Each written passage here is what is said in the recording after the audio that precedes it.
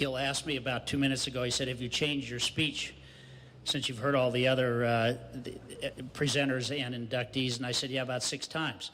And so before I begin, I am going to say that I was slightly hurt by Ray not mentioning my name because I was on one of his JV boys basketball teams. And it may have been because as I can't remember who we were playing, but as you can see at 5'7", I'm really lucky to be playing basketball at all.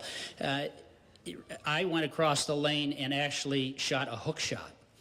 And for those of you who know anything about basketball, a guard very rarely shoots a hook shot, and it went in.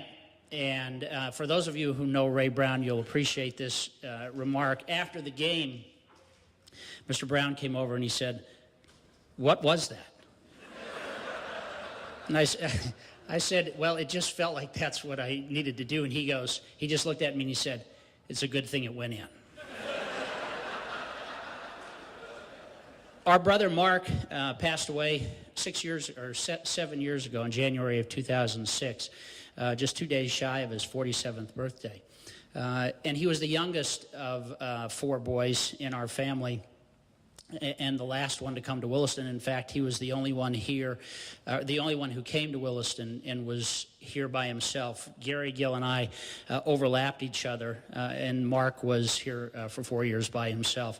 That probably in some ways explains why in the fall of his freshman year, at the age of 14, he was with a townie up on Mount Tom, and actually drove the townie's car into the back of a police car.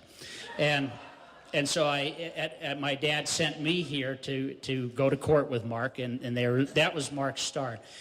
But most importantly, Mark was a terrific athlete, and I know today he would be honored to be here among the other inductees, all of whom were remarkable athletes at Williston. But I'm going to make the claim, and I'm certainly biased when I do this, that Mark was probably one of the best all-around athletes in the school's history. Now, there were other people who lettered in 3 sports 4 years that they were here, including, I think, my other 2 brothers, actually. But nobody was exceptional in as many sports.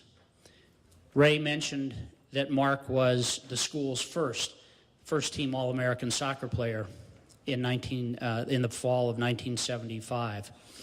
Mark never played soccer until he was a sophomore at Williston, and in 3 years became an All-American. Mark was also the first and maybe still the only male basketball player to score over 1,000 points.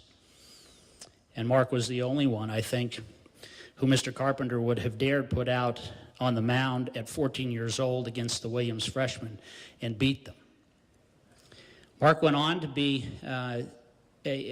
play baseball, or started to play baseball at Stanford before he got injured.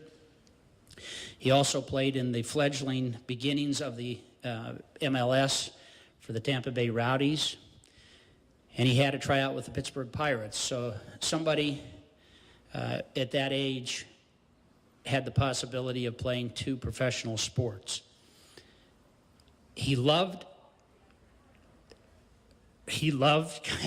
competition, and he would have very much appreciated being here tonight. And I'm going to ask my brother Gil to speak on his behalf. Thanks.